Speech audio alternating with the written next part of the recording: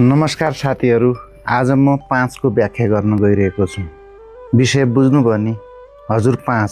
हाम्रो हत्केलामा 5 वटा औँला छ। हाम्रो समाजमा हामीले चन्दा दिन चाह्यौँ अर्थात् कसैलाई सहयोग गर्न चाह्यौँ अर्थात् दक्षिणा दिन चाह्यौँ भनेपछि हामी अन्तिममा 0 पार्दैनौँ। 50 रुपियाँ दिनु छ भनेपछि हामी 55 रुपियाँ दिन्छौँ, 50 मा 5 थप्छौँ। 100 रुपियाँ दिनु छ भने 105, 1000 दिनु छ भनेपछि हामी 1005, 1015, 1025, 1055 प्रायः जसो के भने 5 को महत्त्व हुन्छ।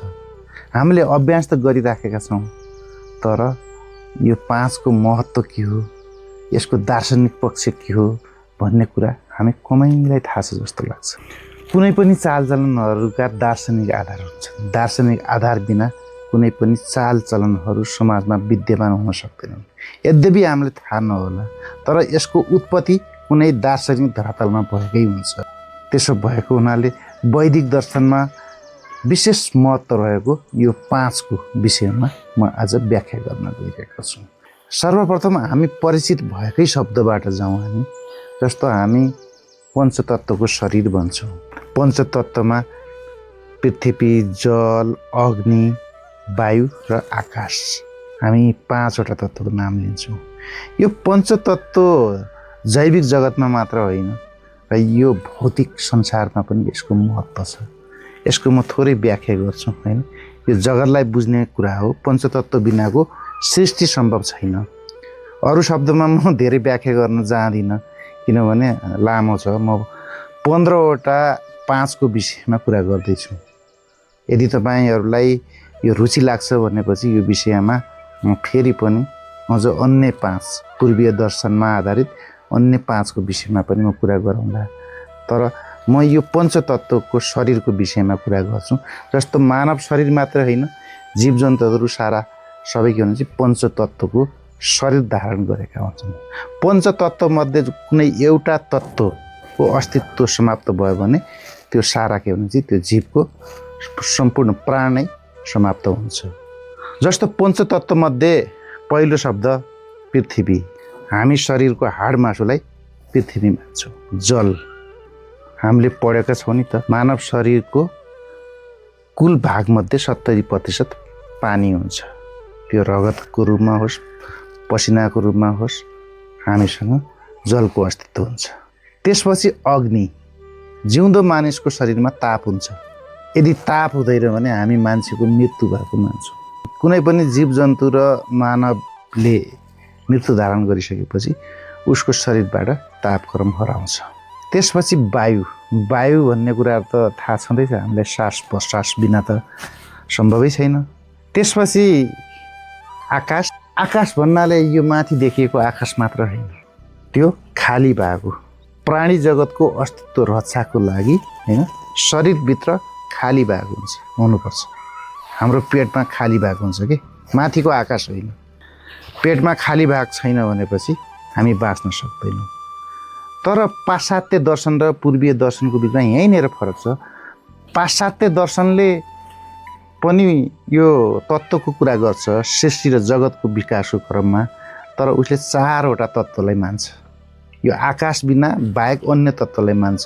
पूर्वीय दर्शनले आकाशलाई पनि एउटा सृष्टिको एउटा अनिवार्य तत्त्वको रूपमा मानेको छ। अब यसलाई अलिकति व्याख्या कहाँ गरिदिउँ भनेपछि यो भौतिक जगतमा यो सृष्टि ब्रह्माण्ड जो छ हैन, यसको अस्तित्व पनि के हुन्छ भने यहाँ चट्टान छ, ठोस पदार्थ छ, समुद्र छ, पानी छ, अनि त्यसपछि ऊर्जा छ जमिनमा। व्याख्या गर्न मैले धेरै लागिनँ हैन। जमिनमा थुप्रो ऊर्जा छ नि त हैन, भल्कानोहरू, भूकम्पहरू हैन, त्यो छ।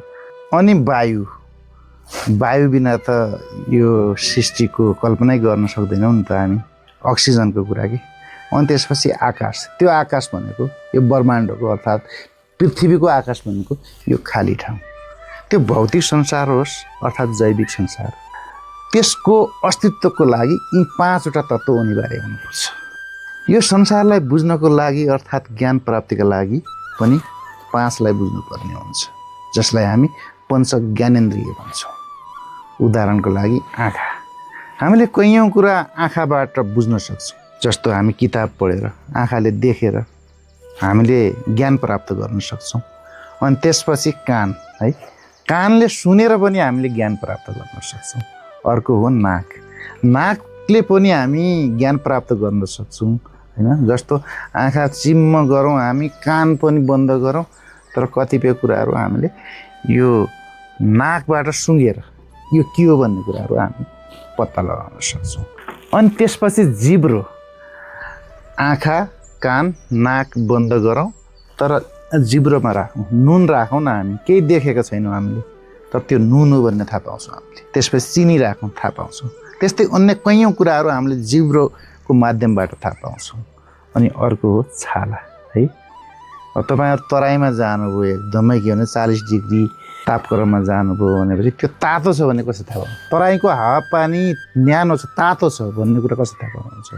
हिमालको सगरमाथाको हावापानी एकदमै चिसो छ भन्ने कसरी थाहा पाउँछ? यी ज्ञान प्राप्तिका अङ्ग हुन्। अब त्यसपछि मानिसले कर्म गर्ने पनि 5 वटा अङ्ग छन्। त्यो तपाईँहरू सजिलै बुझ्न सक्नुहुन्छ। 5 वटा अङ्ग बाहेक मान्छेले काम गर्ने अर्को 6औँ अङ्ग छैन। त्यो सुरुमा मुखमा जाउँ है त। मुखले के गर्छ? खाने मात्रै होइन, च्याप्ने काम गर्छ। जीवन रक्षाको लागि त खाइ त दिनु पर्यो नि, ठुलो काम हो यो। खाने पनि के हो काम भन्नु होला, ठुलो काम हो त्यो। खाने काम मात्रै होइन, बोल्ने के कतिपय कुराहरू काम त बोलेर हुन्छ नि होइन, बोल्ने काम पनि गर्छ। अर्को समाउने, नसमाएर काम गर्न सक्छौँ हामी। लेख्नको लागि, महान विचार लेख्नको लागि पनि हामीले, अर्थात् के भने आजकलको डिजिटल जमानामा पनि हामीले चाहिँ कम्प्युटराइज गर्नको लागि पनि त समाउनु पर्यो। त्यो भनेको हात हो। अनि हिँड्ने, नहिँडेर पनि त काम हुँदैन नि त होइन। कतिपय हिँड्ने मात्रै होइन, गाडी मोटर चलाउनको लागि कैयौँ कुराहरू के यसको व्याख्या अनगिन्ती छ। त्यसपछि अर्को निष्कासन आउँछ कि हामीलाई थाहा छ तर हामी त्यति गम्भीर छैनौँ। निष्कासन नभएर पनि त यो जीवन रक्षा छैन नि त। यी 5 वटा तत्त्वहरू नभयो भने चाहिँ जीवनको अस्तित्व नै छैन। हामी पिसाब फेर्नुपर्छ, शौच गर्नुपर्छ होइन, त्यो नगरेर हुँदैन। अब अर्को तपाईँहरूलाई मनमा लागिसक्यो होला कतिपयलाई, अर्को कर्म के हो? सन्तान उत्पादन है। सन्तान उत्पादन, त्यसलाई हामी जननेन्द्रिय पनि भन्छौँ होइन। यी 5 वटा कुराहरू जसलाई हामी पञ्चकर्मेन्द्रिय भन्छौँ। अब म पञ्चक्लेशमा आउँछु। पञ्चक्लेश भनेको दुःख पाउने कारण, दुःख हुनुको कारण। गौतम बुद्धले यसलाई अझ राम्रो ढङ्गले व्याख्या गरिदिनु भएको छ होइन। दुःख हुनुको पहिलो प्रमुख कारण अज्ञानता हो। जब हामीसँग अज्ञानता हुन्छ दुःख हुन्छ। हामी फेसबुक चलाउँछौँ, सामाजिक सञ्जालमा हामी हल्ला फैलाउँछौँ। अहिलेको परिवेशमा त चुनाव आइराखेको छ होइन, कैयौँ हल्ला फैलाइरहेका छौँ। आखिर दुःखको कारण त्यही अज्ञानता हो। नबुझेर गरिराखेका हुन्छौँ कि हामीले होइन। दुःख, माया ममता पनि त्यो के भने अज्ञानता हो।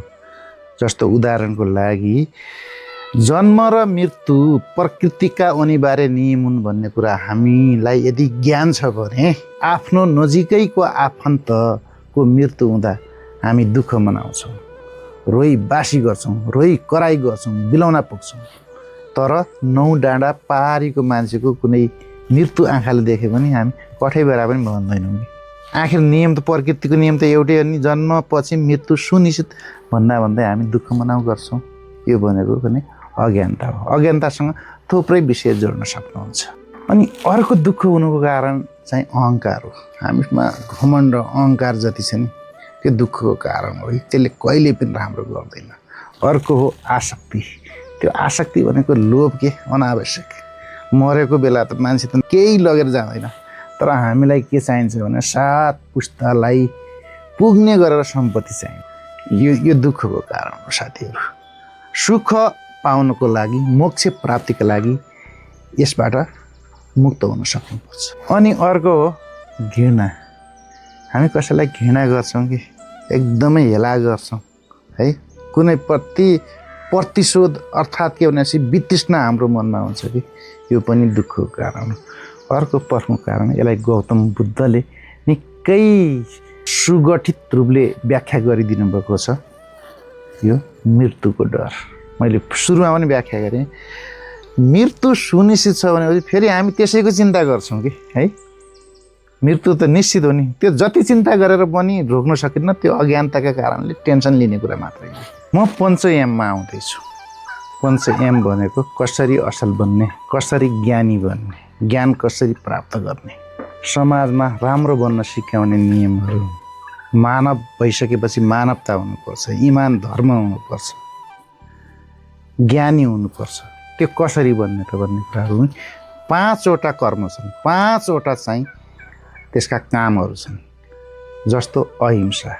अहिंसा भन्ने बित्तिकै अर्कालाई चोट नपुर्याउने, कसैलाई काट्नु, मार्नु, पिट्नु, भौतिक आक्रमण गर्नु मात्र अहिंसा होइन। हिंसा त्यो हो बोलेर अर्थात् नबोलेर होइन, आँखा तरेर पनि कसैलाई चोट पुग्छ भने चाहिँ त्यो हिंसा हो।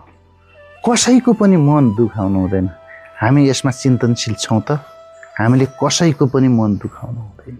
तर हामी त अरूको मन दुखाउन पायो भने त खुसी हुन्छ नि, होइन? मलाई मन नपरेको मान्छेको मन दुख्यो, चोट पर्यो, उसलाई कुनै पिर पर्यो भने त म खुसी हुन्छु नि। यो राम्रो कुराहरू होइन। अनि पञ्च एमको अर्को नियम हो सत्य बोल्नु। झुटो कहिले पनि बोल्नु हुन्न। यसको व्याख्या गरिन समाजमा कतिजना हुनुहुन्छ कि तपाईँहरू सुनिरहनु भएको, सत्य बोल्नुहुन्छ त आत्ममूल्याङ्कन गर्नुहोस्। अर्को चोरी नगर्नु, कहिले चोरी डकौटी गर्नु हुँदैन। 3टा कुराहरू आए है त। अर्को लोभ नगर्नु है, लोभी कहिले पनि हुनु हुँदैन। के को लागि लोभ? अनि अर्को चाहिँ महत्त्वपूर्ण ब्रह्मचर्य। यो ब्रह्मचर्य भनेको अविवाहित बस्नु भनेको होइन, बलात्कार जन्य घटनामा संलग्न नहुनु, पर स्त्री गोमन जस्ता कुकर्महरूबाट मुक्त हुनु, यो ब्रह्मचर्य हो। सादा जीवन, उच्च विचारको अनुशासन पालना गर्नु, यी पञ्च एमभित्र पर्छन्। अब म व्याख्या नगरिकन पञ्च नियम भन्छु। 5वटा नियम छन्। पहिलो हो शुद्धता, सन्तोष, अनुशासन, अध्ययन र आत्मसमर्पण। यति गऱ्यौँ भने चाहिँ हाम्रो व्यक्तिगत चरित्र चाहिँ एकदमै शुद्ध हुन्छ। त्यस्तै व्याख्या नगरिकन म पञ्चकोशको विषयमा भन्न चाहन्छु। पञ्चकोश, यो पञ्चकोश भनेको जीवनको आवरण, आत्मा देखिँदैन नि त, आत्मालाई ढाक्ने पञ्चकोश हुन्छ। हामी जे छौँ नि त्यसलाई कोषले ढाकेर राखेको हुन्छ कि त्यो देखिँदैन कि, होइन? त्यो के हो त? त्यसमा एउटा हो पहिलो अन्नमय कोष। त्यो अन्न नखाइ हुँदैन, होइन? तर खाएर त्यसका पौष्टिक तत्त्वहरूले हामीलाई कसरी जीवित गरेका छन् भने देखिँदैन है, त्यो ढाकिएको छोपिएको हुन्छ है, त हामी अनुभूति मात्रै गर्न सक्छौँ। अर्को प्राणमय कोष। त्यो प्राणमय कोष भनेको हाम्रो सास प्रश्वास। यदि हामीसँग श्वास प्रश्वास छैन भनेपछि है हामी जीवित रहँदैनौँ। त्यो पनि बाहिर आवरणले ढाकिएको हुन्छ, छोपिएको हुन्छ। अनि अर्को मनमय कोष है। त्यो मनमय कोष भन्नाले मेरो मनमा के छ कि तपाईँ त्यहाँ देखिरहनु भएको छ, तपाईँलाई मैले राम्रो मानिराखेको छु, नराम्रो माने तपाईँको विषयमा मैले के सोचिराखेको छु त्यो विषय थाहा हुँदैन, मनमय। अर्को हो विवेकमय कोष, होइन? मेरो कति बुद्धि विवेक छ कि तपाईँलाई हेर तपाईँ म्याथमेटिक कति जान्नुहुन्छ भने मैले भन्न सक्दैन कि, होइन? तपाईँलाई हेर तपाईँको नेपाली भाषा कति शुद्धता छ त्यो भन्न सक्दैन कि, इङ्ग्लिस भाषामा कति दक्षता छ हेरेर म भन्न सक्दैन कि। अनि अर्को चाहिँ भावमय, अर्थात् त्यसलाई आनन्दमय पनि भनौँ, होइन? भावमय भन्दाखेरि पोजिटिभ नेगेटिभ दुइटै आउँछ, होइन? जस्तो मैले आनन्द फिल गरेको छु कि तपाईँले त्यहाँ कुरा राख्नु भएको छ, मलाई खुब मन परिराखेको छ, देखिन्छ त, हाँसिदियो भने त थाहा पाउनु होला। तर के भनेपछि म नहाँसेर पनि मैले फिल गर्न सक्छु नि, होइन? मलाई त्यो नराम्रो लागेको छ कि राम्रो लागेको छ भन्ने कुरा, होइन? यो भनेको पञ्चकोशको नियमभित्र पर्छ। अब शरीर र मनलाई शुद्ध राख्नको लागि हामी पञ्चामृत भन्छौँ, होइन? हाम्रो धार्मिक कर्मकाण्डमा हामीले यो प्रयोग गर्छौँ। पञ्चामृत केबाट बन्छ थाहा छ तपाईँहरूलाई? यो मनलाई पवित्र र शुद्ध पार्ने कुराहरू। यसको व्याख्या मैले गरेँ। दुध, दही, घिउ, मह र चिनी मिसायो भने पञ्चामृत हुन्छ। यो पञ्चामृत भनेको मन र शरीरको शुद्धताको प्रतीक हो। हाम्रा प्रत्येक धार्मिक अनुष्ठानमा यसको प्रयोग हुन्छ। हाम्रो वैदिक दर्शनमा 5वटा महायज्ञहरू छन्। पञ्च महायज्ञ त्यो भनेको के होला? हामीले हाम्रो जीवनभरि 5वटा महायज्ञ अनिवार्य गर्नुपर्ने हुन्छ। त्यो 5वटा महायज्ञहरूमा एउटा हो ब्रह्मयज्ञ। ब्रह्मयज्ञ भनेको वेद शास्त्र र दर्शनको अध्ययन हो। हामी जीवनमा यसलाई कति प्रयोग गर्छौँ है? हामीले ब्रह्मयज्ञ नगरेर हाम्रो जीवन सार्थक हुन सक्दैन।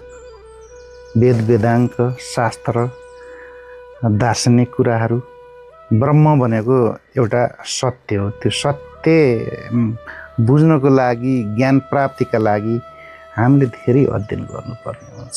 यहाँ मैले वेद वेदाङ्ग शास्त्र मात्रै भने हामीले थुप्रै सामाजिक तथा भौतिक विज्ञानको हामीले अध्ययन गर्नुपर्छ। अब त्यसपछि हो देव महायज्ञ। देव महायज्ञ भने देवी देवताहरूको पूजा हवन गर्ने है। यो पनि हामीले गर्नै पर्ने हुन्छ। यसले मनमा शान्ति प्राप्ति हुन्छ, यसले मान्छेलाई अनुशासित बनाउँछ। त्यसैले जीवनमा ब्रह्म महायज्ञपछि हामीले देव महायज्ञ पनि पुरा गर्नुपर्छ। मैले सुरुमै भने नि हाम्रा चालचलनको जग भनेको दार्शनिक आधार हो। अर्को महायज्ञ यहीँनिर आउँछ, पितृ महायज्ञ। हामीले पूर्वजको सम्मान गर्नुपर्छ, पूर्वजलाई अपमान गर्नु हुँदैन, बिर्सिनु हुँदैन हो। त्यसैले हामी पितृ श्रद्धा गर्छौँ, श्राद्ध गर्छौँ, स्मृति दिवस मनाउँछौँ। पितृप्रति हामी नतमस्तक हुन्छौँ, हामी समर्पित हुन्छौँ है। हामीले भुल्नु हुँदैन कहिले पनि। यो हाम्रो वैदिक दर्शनकै एउटा महत्त्वपूर्ण कुरा हो। अर्को हो भूतयज्ञ है। भूतयज्ञमा हामी यो चराचर जगतका मानव बाहेक पशु पन्छी जीव जन्तु सबैलाई हामीले सम्मान गर्नुपर्छ, माया गर्नुपर्छ। यसमा करुणा र सेवाका कुराहरू आउँछन्। हामीले कुनै जीव जन्तु पशु पन्छीहरू घाइते देख्यौँ होइन, अर्थात् असजिलो अवस्थामा देख्यौँ भनेपछि त्यसको उपचार गर्ने, त्यसलाई सहज वातावरण बनाइदिने गर्नुपर्छ। अर्को मनुष्य यज्ञ, परोपकारी सेवा के हामीले सामाजिक कार्य भन्छौँ नि हामी होइन। परोपकारका कुराहरू, मानव सेवाहरू, असहाय वृद्धावृद्धीहरू, बालबालिकाहरू होइन, एकल व्यक्तित्वहरूलाई हामीले सहयोग गर्ने होइन, त्यो सामाजिक सेवा नै। यी 5वटा महायज्ञहरू हामीले जीवनमा गर्नै पर्ने हुन्छ। साथीहरू, हाम्रो पञ्च संस्कार छ। वैदिक समाजमा पञ्च संस्कार हुन्छ। त्यो पञ्च संस्कारको सबैभन्दा पहिलो संस्कार भनेको गर्भाधान हो, सन्तान उत्पादन गर्ने। यो पहिलोमा पर्छ। तपाईँहरूलाई हाँसो लाग्ला होइन, यो विवाह नभएर अगाडि गर्भधान हुन्छ भन्ने कुराहरू। यो के भनेपछि मानवको उत्पत्ति कहाँबाट हुन्छ भन्ने कुरा भयो कि होइन, भ्रूणबाट हुन्छ होइन। विवाह त पछि होला नि त, कुखुरा जेठो कि अन्डा जेठो भन्ने यो विवादमा फस्छौँ हामी। तर पञ्च संस्कारको सबैभन्दा पहिलो नियम हो, पहिलो संस्कार हो गर्भाधान संस्कार। गर्भाधान नभइकन सन्तान उत्पादन हुँदैन। जस्तै म पवन मधुश्री भन्छु, यो मेरो पहिचान हो होइन। तपाईँहरूको पनि त आफ्नो नाम छ, अर्थात् हाम्रो सृष्टि हुँदैन। त्यसपछि नाम संस्कार है। मान्छे जन्मिसकेपछि त त्यसको नाम राख्नु पर्यो नि। त्यसपछि उपनयन संस्कार आउँछ तेस्रो नम्बरमा। यसमा ज्ञान प्राप्तिको कुराहरू, अध्ययनका कुराहरू होइन, यो चाहिँ उपनयन संस्कारमा पर्छ। यसलाई तपाईँहरूले आफ्नो जीवनसँग दाँजेर पनि हेर्नुहुन्छ। तपाईँ जन्मिनुहुन्छ, त्यसपछि नामाकरण हुन्छ, त्यसपछि तपाईँको ज्ञान आर्जन हुन्छ होइन। त्यसपछि के हुनुहुन्छ, ज्ञान त अनन्तसम्म हुन्छ र पनि हामी ज्ञान आर्जन चाहिँ जीवनको शैशवकालपछि गर्छौँ। त्यसपछि के हुन्छ साथीहरू भन्नुहोस् त, विवाह संस्कार है। विवाह संस्कार चौथो नम्बरमा आउँछ। त्यसपछि के हुन्छ साथीहरू भन्नुहोस् त, म त भन्दिनँ है, तपाईँहरूले थाहा पाइसक्नुभयो। मैले नभन्दै पनि त्यो हो अन्त्येष्टि संस्कार। सक्यो जीवन। जीवन यही होइन त होइन, शुभारम्भदेखि अन्तसम्म है। यसको व्याख्या यति हो। अब हामी जाँदैछौँ पञ्चदोष। यो पञ्चदोष भनेको शरीर स्वस्थ बनाउने कि अस्वस्थ बनाउने। पञ्चदोषले शरीरलाई स्वस्थ बनाउने वा अस्वस्थ बनाउने भन्ने कुराको निरूपण गर्छ।